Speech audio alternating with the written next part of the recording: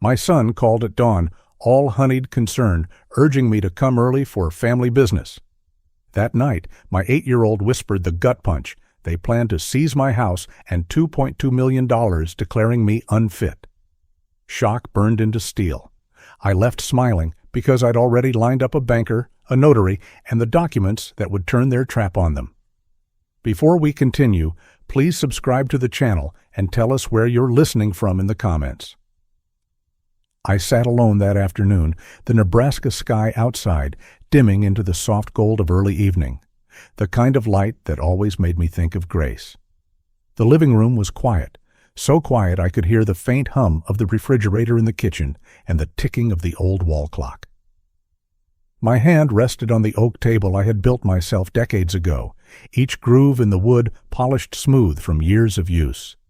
I stared at the faint scratches across its surface, scratches left by my son Mike's little cars when he was a boy, back when all he wanted was to race toy trucks and eat peanut butter sandwiches. Now he and his wife wanted to race towards something else, my house, my accounts, everything Grace and I had worked for. The thought of it made my chest heavy. 3 years. That's how long I'd been bailing them out, and what started as a rare gesture had turned into a steady drip, an endless leak from my savings. I tallied it in my head the way I used to tally company accounts back when I ran my business. $24,000 for Sophie's private school tuition because they said the public school wasn't good enough. $18,500 for that engine rebuilt after Mike ignored the oil light for months, $12,000 in mortgage arrears when they were about to lose their own house, and another $14,000 scattered here and there on medical bills, broken appliances, and so-called emergencies. $68,500 in just 3 years. Not loans, because loans implied repayment, but rescues, and every rescue seemed to make the next one more inevitable.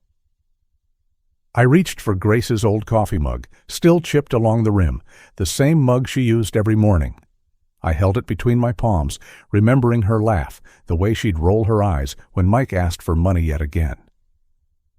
"Norman," she'd say, "you're too soft on him. One day he'll bleed you dry if you're not careful."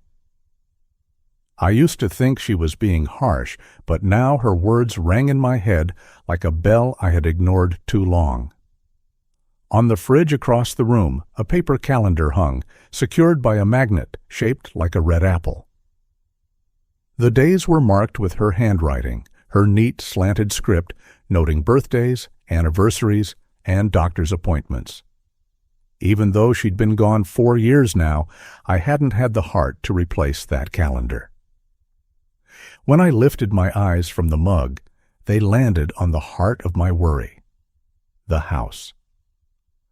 The house was worth about $600,000 now, a solid 2-story place with the granite countertops Grace and I picked out together and the hardwood floors I installed with my own hands. Every board, every nail, every brush of varnish had been my labor of love. And it wasn't just the house.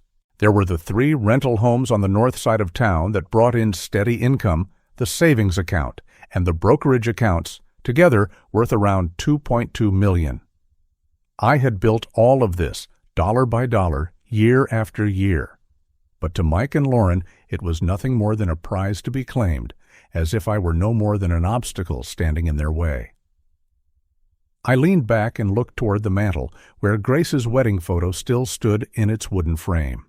Her smile stared back at me, radiant, unchanging, and I remembered the promise we'd made on that day, to build something together, to leave behind a legacy for our children, not a feeding trough for greed.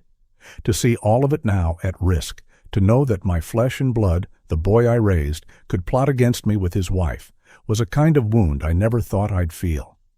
I kept hearing Mike's words from the other night echo in my head. "We'll take care of everyone." It sounded generous, caring, almost noble. But now I knew better. It was nothing but a code, a thin disguise for their scheme. I thought back to Grace's funeral. The memory was sharp, unshakable. I had stood there in my black suit, clutching Sophie's little hand, trying to hold myself together as we lowered Grace into the ground. And Lauren, God help me, Lauren, looked around my house later that evening and muttered, Too big for you, isn't it? She had said it casually, like she was commenting on the weather, but I saw it for what it was, a claim laid on my grief, an early sign of what was to come.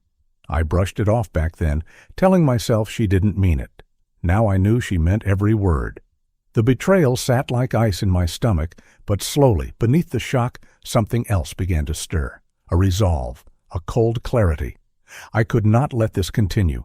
I could not let my life's work and Grace's memory be devoured by their selfishness. The father in me wanted to shield Mike, to make excuses, to believe he was just misguided. But the man in me, the man who had worked, built, and sacrificed, knew that enough was enough. I flicked on the lamp by my chair, the yellow light spilling over the folder of expenses I had been keeping. I opened it and began to jot down figures, dates, and transactions.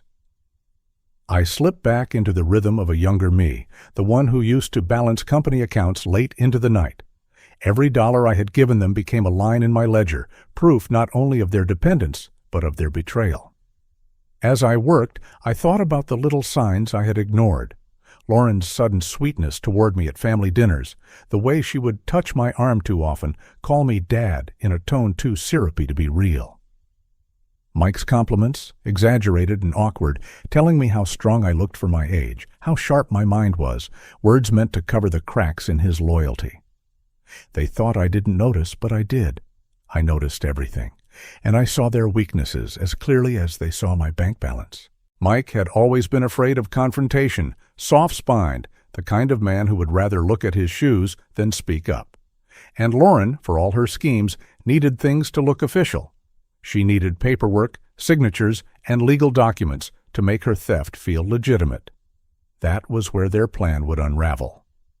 I stood, my knees stiff but my mind sharper than it had felt in months, and walked toward the mantel.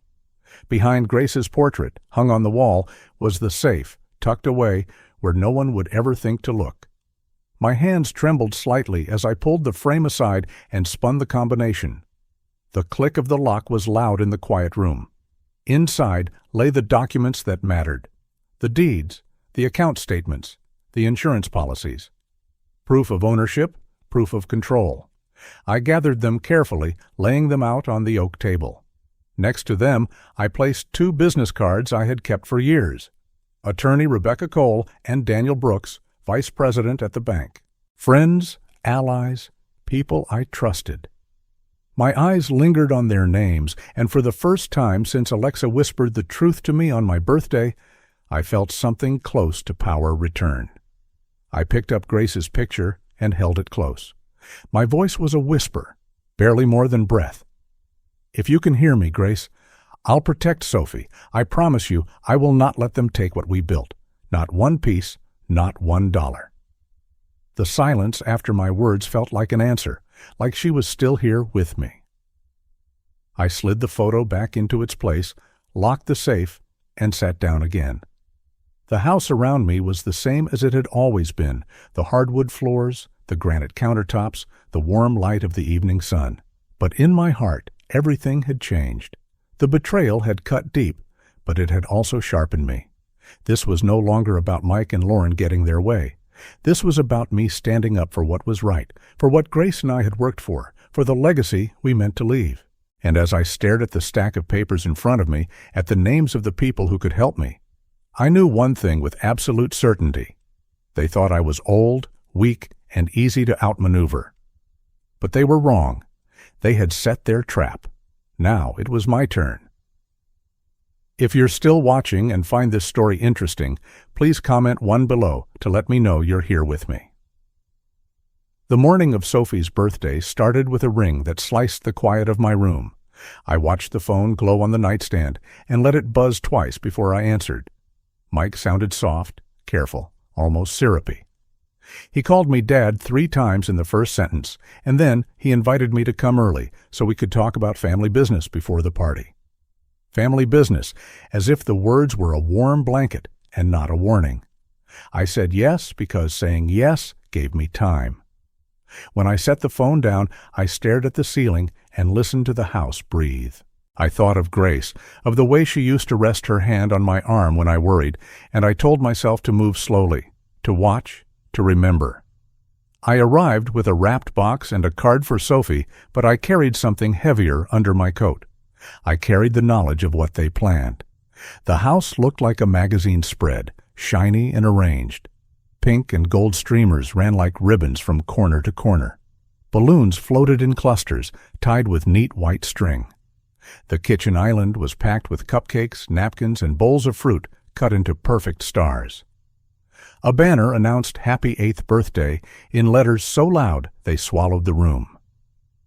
People smiled when I walked in, but their eyes slid to Mike and Lauren first, as if checking how they should feel. I gave the gift to a side table and kept my hands in plain sight. Mike moved through the crowd with a smile that showed too many teeth. He slapped backs, told stories about my days in construction, and kept pointing at me like I was a trophy he had polished. Lauren drifted between the kitchen and the living room with a plate in her hands and that new sing-song tone in her voice. She touched my arm twice in 5 minutes and told me to sit, to rest, to enjoy. Every time I looked up, I caught them trading glances. It was not love. It was timing. It was a stage direction. I had walked into a play that had been rehearsed in whispers. I took a seat near the window so I could watch them without being watched too closely. The light outside was a pale winter white that made the party colors look brighter than they were. From there, I could see how the guests were used. Neighbors stood in places that framed me. Friends asked questions that kept me talking about the past. Even the music seemed to rise and fall when Mike wanted the room to turn its head. I held a paper cup and pretended to sip. I counted breaths. I waited for the cue that would show itself if I kept still. It came when I slipped down the hallway toward the bathroom. Sophie's sneakers scuffed softly behind me. She reached for my sleeve the way she did when she was small and scared of thunder.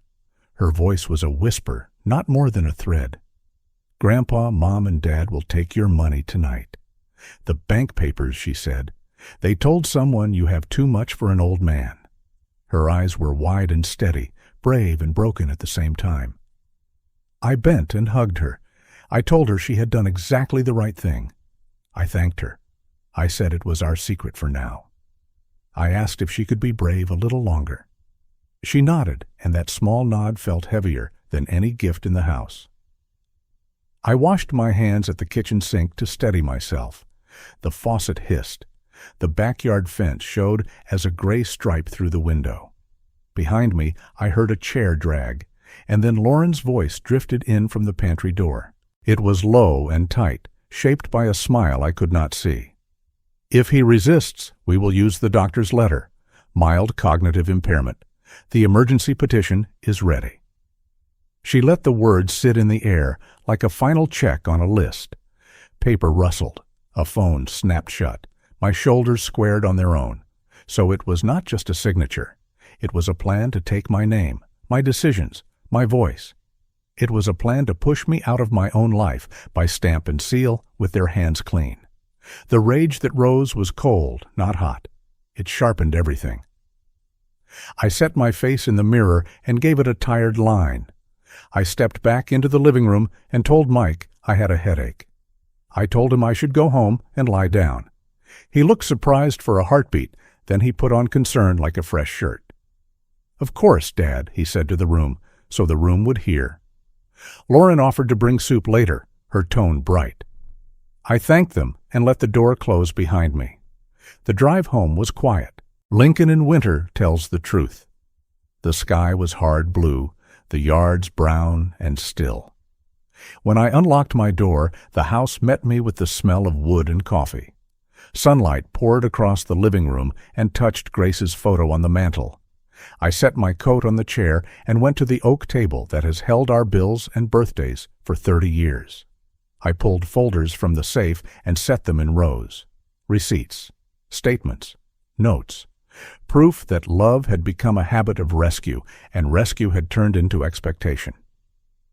I listed 247 separate payments to Mike and Lauren over 3 years. I wrote each one with the date and amount. $24,000 for Sophie's private school tuition, $18,500 for the engine rebuild on the car Mike did not maintain, $12,000 for mortgage arrears to stop a foreclosure notice, and $14,000 in spread-out medical and household emergencies that always found me on the other end of the phone. $68,500 in all. Numbers are not everything, but numbers speak. They said enough. Sunday came clear and cold. I poured coffee into Grace's chipped mug and called Daniel Brooks. He answered on the second ring. I asked if my son or my daughter-in-law had questioned the bank about powers of attorney or conservatorship. He paused, then said yes. They had come in last week with detailed questions about emergency procedures, medical letters, and timelines. He said it struck him as strange, given my history of handling my affairs. "Be careful, Norman," he said. "Something about it feels off to me." I thanked him and asked if he could stop by my house the next morning for a simple review of my portfolio. No big fuss, just another set of eyes. He said he would. Then I called Rebecca Cole, my attorney, a woman who reads a contract the way a surgeon reads a scan. I told her what had happened, what Sophie had said, what I heard in the kitchen. I kept my voice even and simple. Rebecca listened, asked 3 crisp questions, and then told me the plan in a tone that left no doubt. "Do not sign anything," she said. "We control the setting. I will draft an affidavit that records pressure and your support history. Bring in a notary. Invite Daniel as a neutral presence. Monday at 10 at your table." Her plan fit me. I have always liked a plan with steps and paper. After we hung up, she emailed a draft within an hour. The language was dry, but the truth inside it felt strong. It listed the 247 supports and the total of $68,500. It recorded my understanding that an effort was underway to secure control of my assets and medical decisions. It identified signs of possible coercion, including medical claims I had not consented to. I printed it and set it beside the deeds and account statements. My hands steadied on the wood. The rest of Sunday I prepared the field. I stacked the deeds for the 3 rentals. I added the latest savings and brokerage statements showing about $2.2 million in my name. I printed extra copies so no one had to pass sheets back and forth. I moved Sophie's drawings from the fridge to the mantel. I wiped the table and set out 4 mugs. Small order, small control, the kind that keeps a man steady. Late in the afternoon, Mike called again. His number filled my screen. I let it ring once, then I picked up and said hello with a little rasp, the kind that invites concern. He said they were thinking about dropping by that night to go over some documents, to make life easier for me, to relieve the burden, to keep me from making mistakes. He used the word simplify 3 times. I let a long breath move through the receiver. "These headaches make things fuzzy," I said, faithful to the part. "Let's do Monday morning at 10 here. That will be easier." He agreed at once. There was a pause and then a smooth burst of relief in his voice. "Perfect, Dad. We will bring what we need." He added that Lauren had already spoken to a doctor about a letter, just in case I needed support handling decisions. He meant it as a kindness. He meant it as a threat. I told him thank you and hung up. Then I put my hands on the back of the chair and stood there until the hard feeling in my chest settled into resolve. Dusk came early. I ate toast and soup, washed the spoon, and walked the rooms like a foreman at close. I checked the locks, the blinds, and the path from the door to the table. I practiced my lines in a normal voice. I will be grateful. I will ask simple questions. I will let Patricia and Daniel sit where the light is good. If Lauren waves a doctor's letter, Patricia will record it. If pressure rises, I will pause the meeting. I stood by Grace's mug and said quietly, "We are ready." That night I slept in pieces. The wind scraped along the eaves and made the house sound old, but not weak, just seasoned. When morning came, I opened the blinds and watched a pale square of light climb across the oak table. I brewed coffee and set out cream and sugar, though I knew I would drink mine black. I checked the order of the papers one more time. Proof of support, affidavit, statements, deeds. I set Grace's mug at the far corner so it would stay out of the way. I looked up at her picture and felt the steady weight of her gaze like a hand on my shoulder. At 9:30, I called Daniel to make sure he was on his way. He was. At 9:45, Patricia arrived with her black case and her tidy smile. She placed her journal on the table and tested her pen. She asked where I wanted her. I pointed to the chair near the window, where the light made the pages easy to see. She sat and waited with the patient stillness of someone who understands the value of a pause. I poured her a cup of coffee and thanked her for coming. At 9:58, I stood by the window and watched the street. The blue sedan eased up to the curb. For a second, my heart beat like I had climbed a flight of stairs too fast. Then it steadied. I thought about the first time I held Mike in the hospital, a pink, wrinkled bundle who gripped my finger like he owned it. I thought about the first summer in this house, when Grace and I ate sandwiches sitting on the floor because we had not bought a table yet. All of it was still inside these walls, and I stood between it and the people who wanted to take it. The doorbell rang. I did not rush. I let the sound finish. I looked at Grace once more. I heard my voice, quiet and plain. They think I am weak. They are about to learn. Then I opened the door and smiled at my son and his wife and invited them into my house, into the space where I would take back the ground under my feet. Behind them, the clock in my hallway ticked like a metronome. Patricia's notary journal lay open, Daniel's briefcase rested by his chair, and the papers waited in order. I welcomed them with a smile as calm as iron armor today. If you're still watching and find this story interesting, please comment below to let me know you're here with me. Sunday night, after the quiet had finally settled and the dishes were stacked, I pulled on a sweater and stepped out to the mailbox. The street was empty, washed in the pale glow of the lamppost at the corner. The air carried that sharp winter smell that makes a man breathe deep, whether he wants to or not. Inside the box was junk mail, a bill from the electric company, and one heavy envelope from a law firm downtown. My fingers already knew what it was before my eyes did. I opened it under the porch light and read the line typed in bold, crisp font. Appointment, Monday 10. A.M. Transfer of full POA and guardianship to Michael and Lauren Hayes. The words froze the night. My hand tightened around the paper until the edges dug into my palm. They had already made it official, already assumed the victory. It was no longer a plan whispered in corners or hinted at with sweet smiles. They had carved a time and place for my surrender, as though I were nothing more than a signature waiting to be collected. I stood there for a long moment, then whispered into the stillness. 10 o'clock? Fine. We'll keep it here. The house was silent when I carried the letter inside and laid it on the oak table. The refrigerator hummed, the old clock ticked on the wall, and nothing else moved.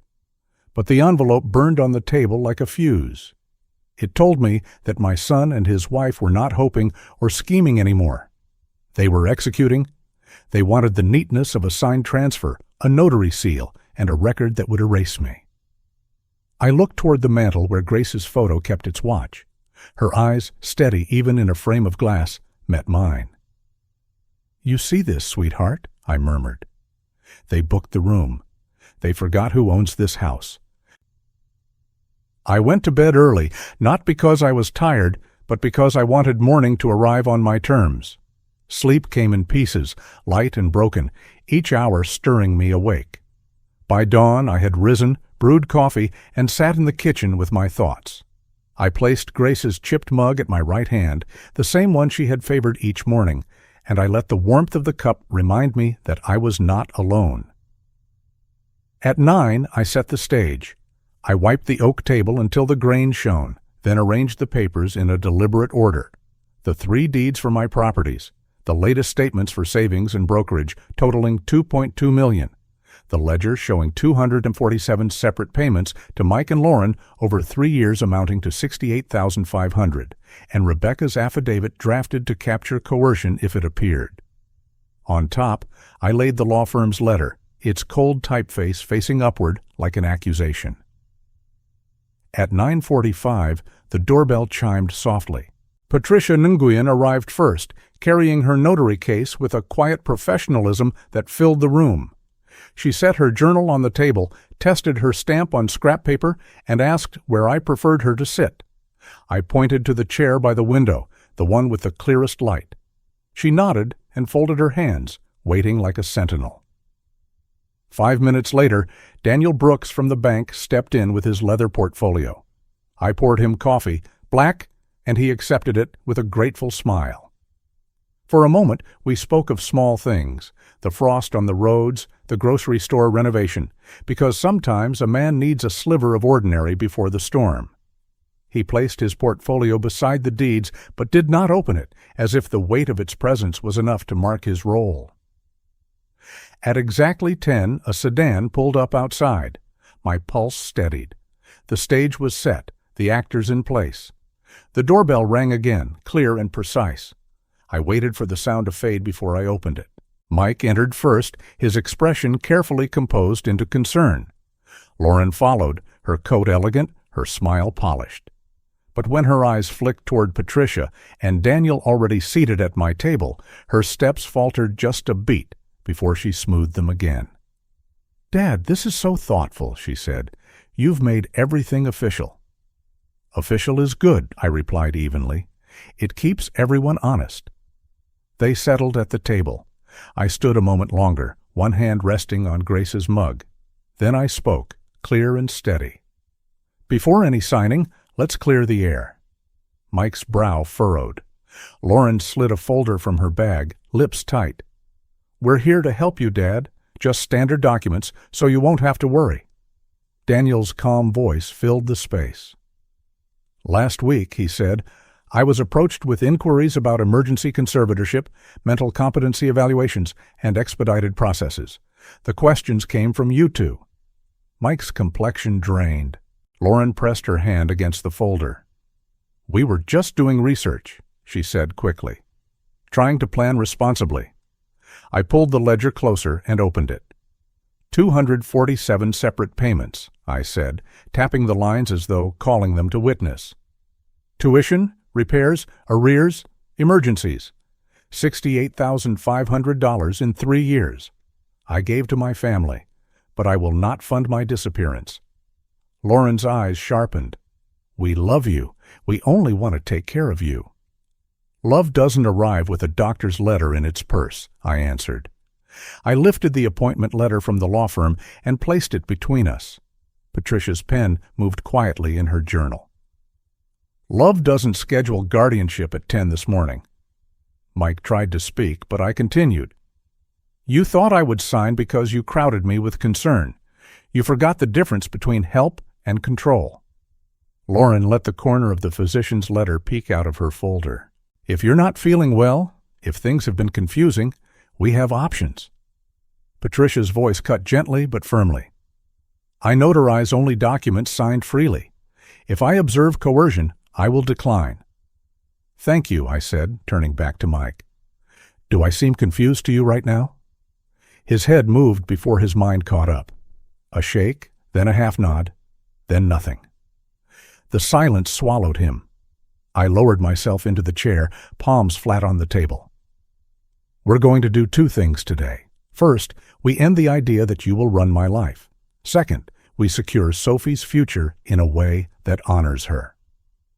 I laid out Rebecca's amendments, a revised will, and a living trust. This trust creates an educational fund for Sophie, available when she turns 21.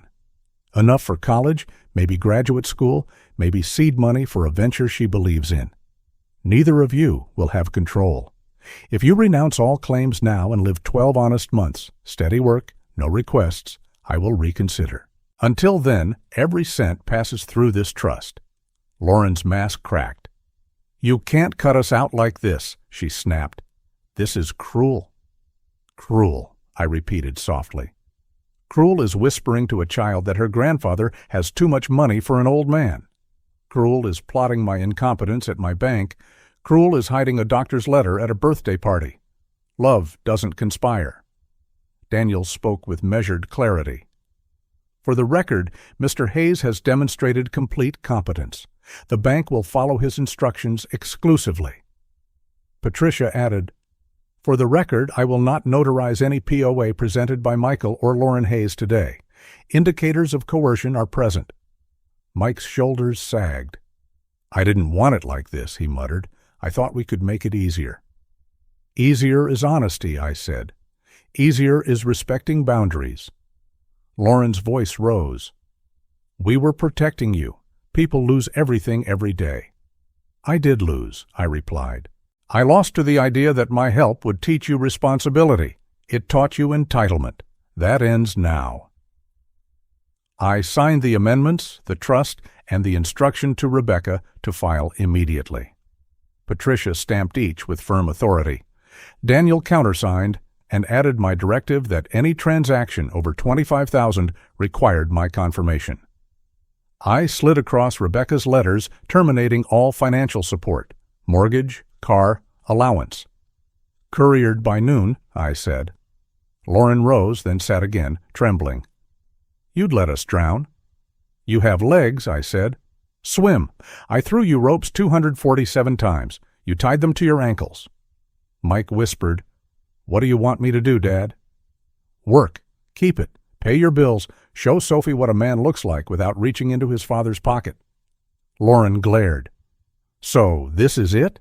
You're cutting us out, locking everything in a trust, turning witnesses against us?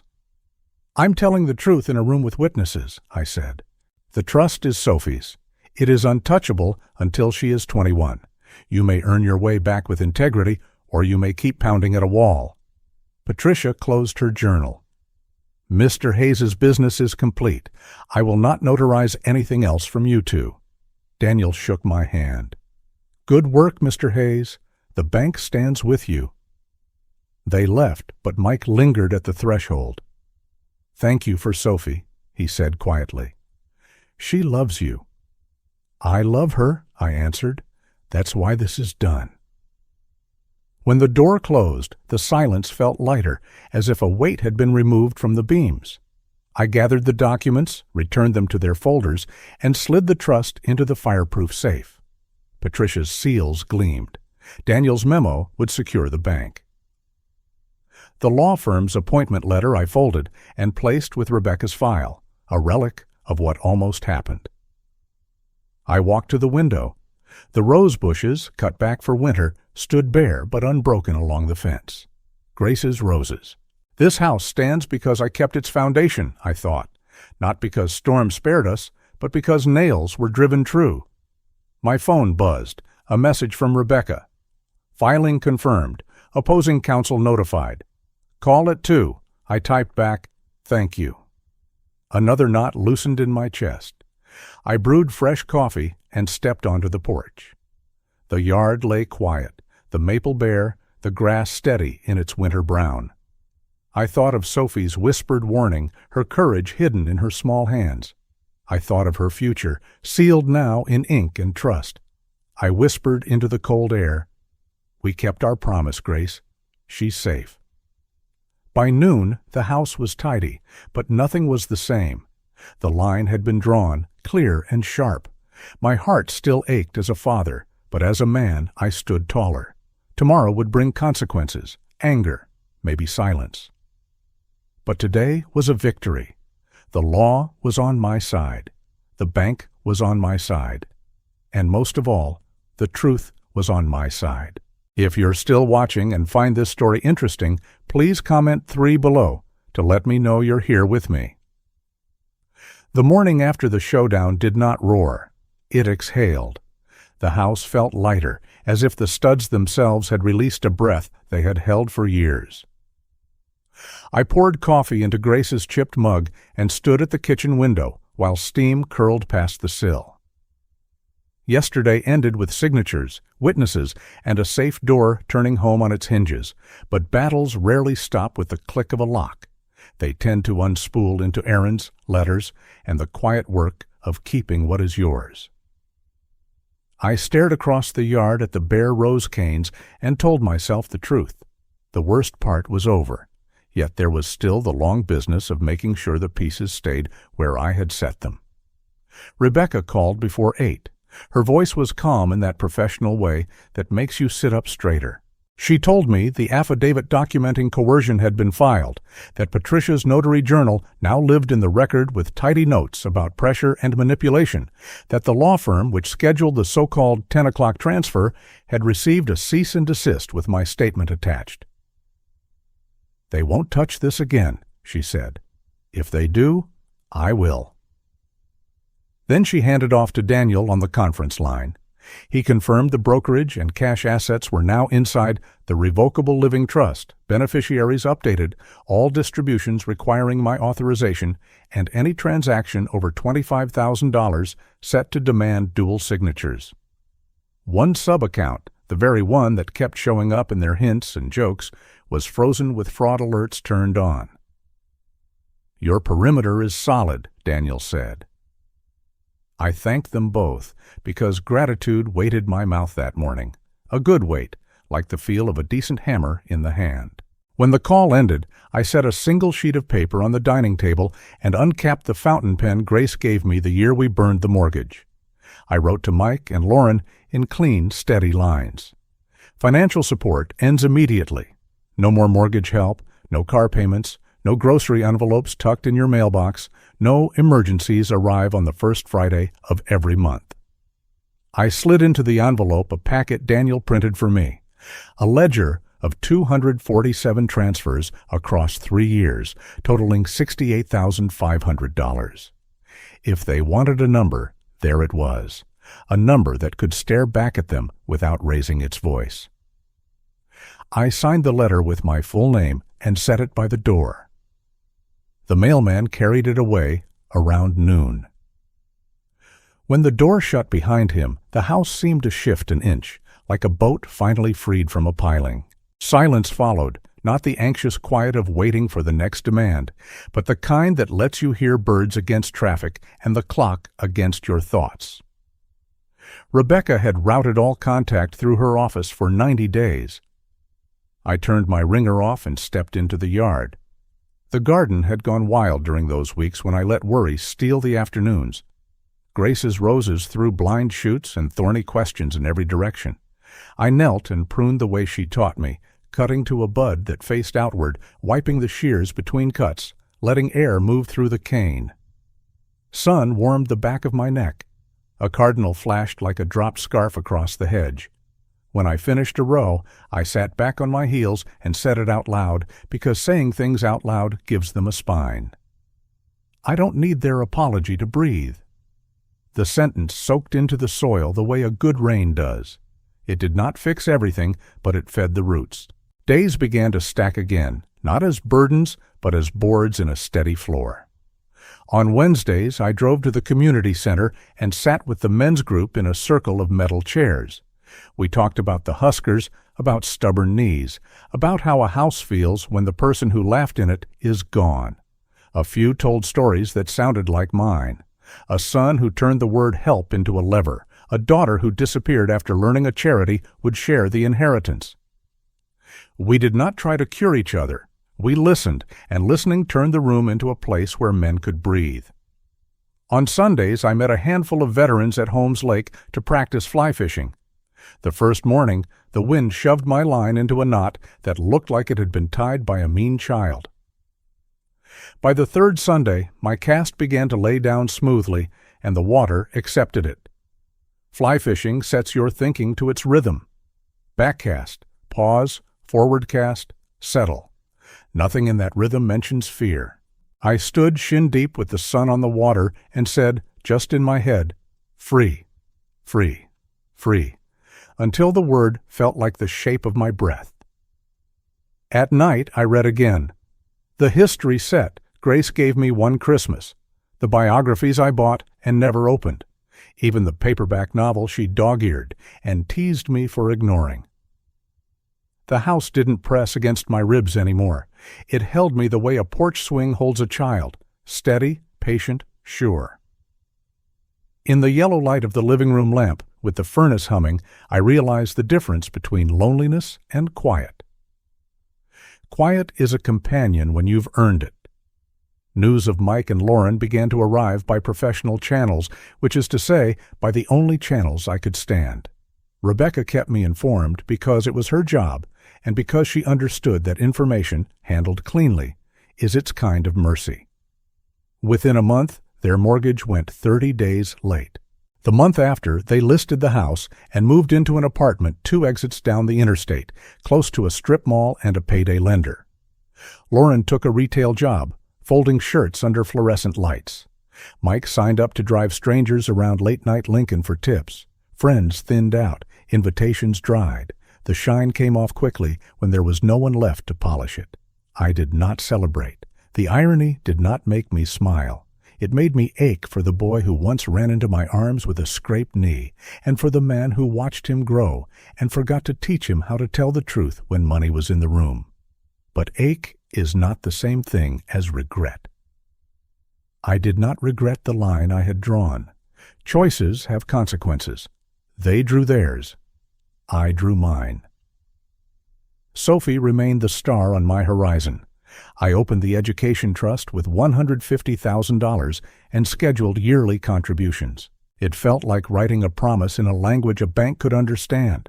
Tuition covered, graduate school possible, a small seed fund if she wanted to build something of her own. She came over the week I set it up, still in her school sweater, backpack slipping off her shoulder. I had brochures waiting on the coffee table, veterinary programs circled in blue pen. She traced pictures of barns and classrooms and surgical suites with the tip of one finger. "Grandpa," she said, soft as a prayer, "I want to help animals. All of them." "You will," I told her, and I meant it the way a man means it when he can see a road straight ahead. Spring became summer, and the house softened around me. Lilacs opened along the fence. The maple shook out a green so new it looked like hope. I sanded the bottom step where a heel had chewed it and rubbed oil into the oak table until it glowed. In the evenings, I sat on the back steps and listened to cicadas buzz like power lines. An appraisal from a few years back pegged the place around $600,000, but the number felt small compared to the value I could count with my eyes.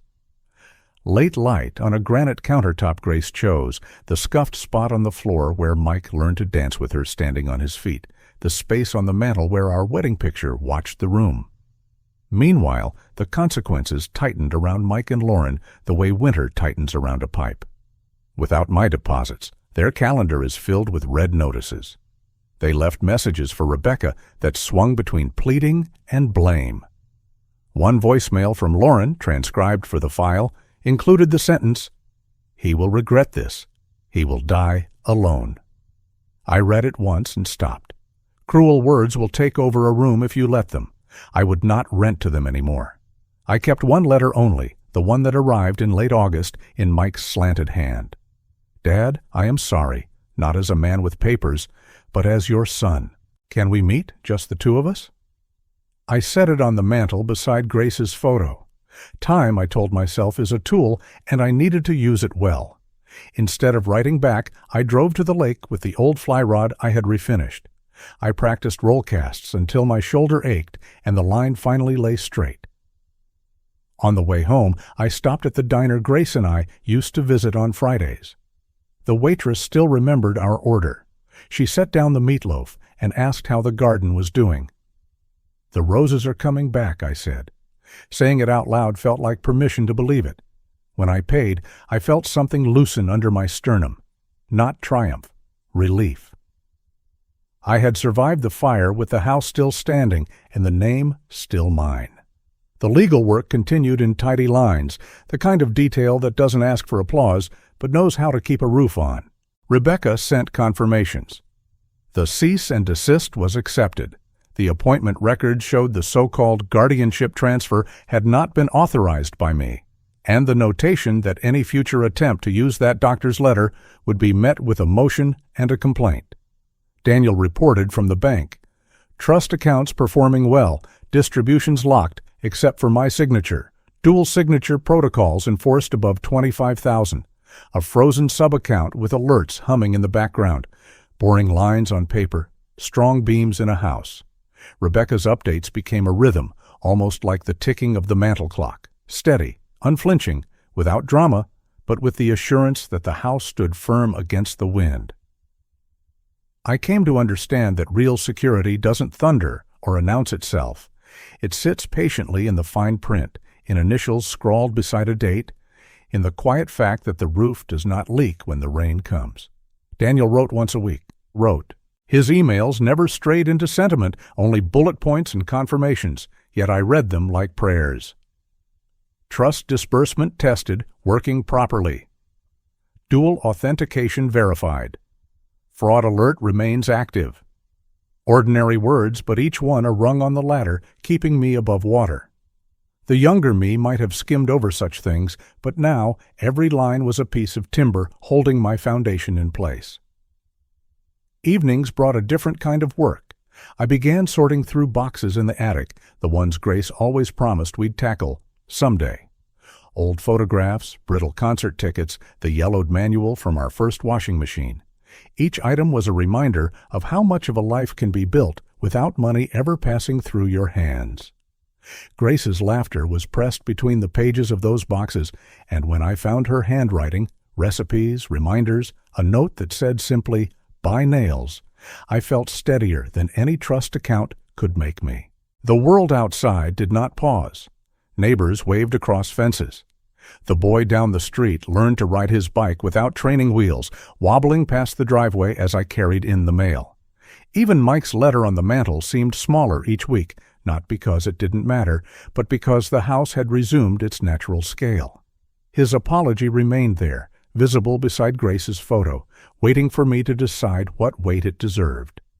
Autumn edged in with its cool hand. I sealed the windows with fresh caulk, stacked firewood by the shed, and watched the trees burn gold before letting go. One Saturday, Sophie joined me in the yard. She raked leaves into piles taller than she was, laughing when the wind undid her work. "That's life," I told her, handing her the rake. "You put things in order, the world scatters them, and you do it again. The trick is to keep laughing while you try." "Feedin'?" That night she sat on the couch flipping through her brochures again, her hair falling across her forehead. "Grandpa," she asked, "what happens if they try again? What if Uncle Mike comes back?" I set my book down and met her eyes. "Then the law will answer, not me. I've done my part. The rest is theirs to carry." She nodded slowly, as though learning that peace isn't the absence of storms, but the certainty of a roof that holds. When I went to bed that evening, I thought about the day the safe door had closed with that final click, the day the house had felt lighter, and realized that maybe safety doesn't come from locks at all. Maybe it comes from the decision, firm, unshakable, that you will no longer hand your breath to those who tried to steal it. The rhythm of my days has shifted, and in that shift I have found something I had almost forgotten: myself.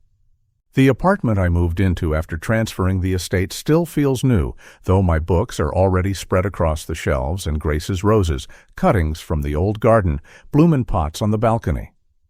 The building itself is modest, a 3-story brick complex not far from Holmes Lake. My unit costs a little over $200,000, though I never think of it in numbers. I think of it in light. Morning sun pours through the wide east-facing windows, flooding the living room, warming the rug, touching the photographs of Grace and Sophie. I keep the windows open when I can, even in the early chill, because I like to hear the world wake up. Most mornings I lace my walking shoes and head down the paved trail by the lake. It has become a ritual: coffee in a stainless steel tumbler, an old copy of Steinbeck tucked under my arm, and the path opening before me as the geese stir the water. The trail is alive with people, joggers, parents pushing strollers, seniors like me moving at our own steady pace. I walk until I find a bench that feels right, and then I sit, sip the bitter coffee, and read. Steinbeck has a way of reminding you that human greed and human kindness live side by side, and it is up to us which seed we water. Sometimes I close the book and just watch the light move across the lake, reminding myself that peace is not given, it is chosen. I did not spend all my time alone. Once a week, I drove to the community center and volunteered with the tax prep program for seniors. It was simple work, helping them understand their forms, double-checking deductions, and reminding them not to sign power of attorney documents when pressured by pushy relatives. I even made a checklist, typed out in big font, that I handed to anyone who looked worried. Do not sign under duress. Ask for independent counsel. Never hand over control because of fear. A few of them thanked me, and in their thanks, I felt the weight of my scars turning into a tool that might spare someone else.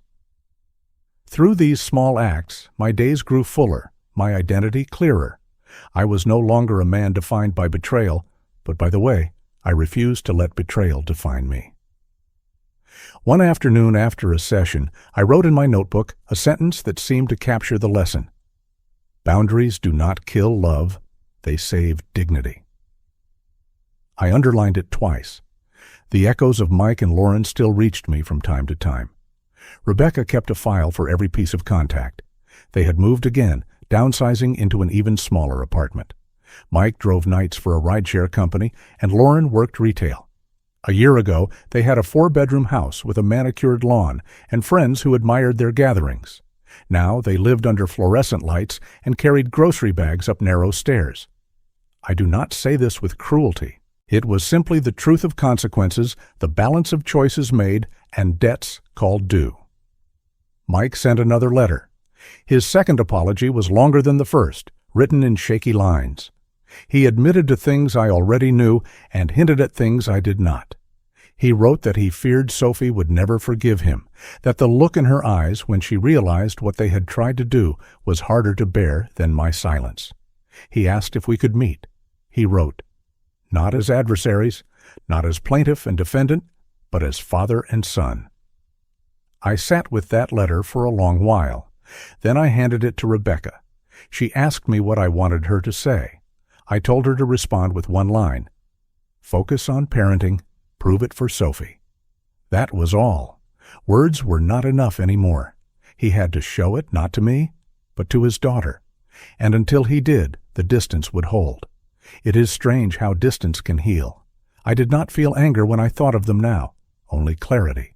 I repeated to myself many times, I don't need their apology to breathe. It became less of a shield and more of a truth, the kind that settles in your bones. Sophie, meanwhile, became the center of joy in my weeks. She visited often, sometimes with a backpack full of textbooks, sometimes just to sit with me and sketch in her notebook. We would talk about her classes, her friends, her dreams. I showed her the brochures for veterinary schools, and her eyes lit up the way Grace's used to when she saw a sunrise. I reminded her that the Education Trust was there for her, $150,000 to start, growing each year. She hugged me with the fierce conviction only the young possess, and in those moments I felt that everything I had fought for was worth it. One evening, she handed me a card she had drawn herself. On the front was a lake, a small boat floating in the middle. Inside, in her careful handwriting, it read, Grandpa, thank you for believing in me. I held that card for a long time before setting it by Grace's photograph. It was a reminder that the real legacy is not property or accounts, but the faith we pass down. Life gave me other small confirmations. At a community night hosted at the center, I shared part of my story, without names, without details that would point to my family. I spoke about elder financial abuse, about how manipulation often comes wrapped in words like love and care. 3 older men in the audience wept quietly, one of them whispering that his daughter had tried to take his house. Another man emailed me days later to say that after hearing me speak, he convinced his mother not to sign a power of attorney she did not understand. He wrote, "You saved her from losing everything." That email is printed and pinned to my refrigerator. It reminds me that pain, when told honestly, can become someone else's shield. Looking back, I see 3 clear lessons. For parents like me, the lesson is that love must never mean blindness. It is not cruel to set boundaries. It is not betrayal to protect what you built. It is an act of care because when you stand up for your dignity, you model strength for your grandchildren. For children, the lesson is simpler and harder. Love is not entitlement. Inheritance is not a right to be taken by force. If you betray money trust, You lose both money and trust, and you may never win them back. And for anyone living in this modern world, the truth is that greed wears familiar faces. It may sit across from you at Thanksgiving dinner. It may hug you on Christmas morning. The test is not whether greed appears, but whether you dare to name it and refuse it. As for me, I keep my boundaries clear. The no-contact agreement remains and will remain until proven otherwise by deeds, not letters. I will not answer the phone to voices that once plotted against me. I will not return to a house that was turned into a battleground. Instead, I choose this quieter apartment, the rose pots on the balcony, the walks by the lake, and the card on the refrigerator. Sometimes, late at night, I set my father's old pocket watch on the table. Its face is scratched, its chain worn, but it still ticks. I wind it and let it run beside me while I read. It reminds me of a truth no betrayal can change. Character is the one asset no one can steal. Houses can be signed away, accounts drained, reputations bent. But character, if you guard it, remains yours until the last tick of the clock. The roses on the balcony bloom now in shades of red and pink. When I water them, I whisper Grace's name. I promised her that I would not let bitterness win. I promised her that Sophie would grow up free to choose her path. Looking at those blooms, I know I kept my promise. And so I end this chapter of my life, not with anger, not with regret, but with a quiet certainty. I whisper it to myself some mornings as I step onto the trail, watching the sun come up over the lake. I finally found where I belong. Every day proves I chose right. I have peace, and peace, after all, is the greatest inheritance I can leave behind. The story has come to an end.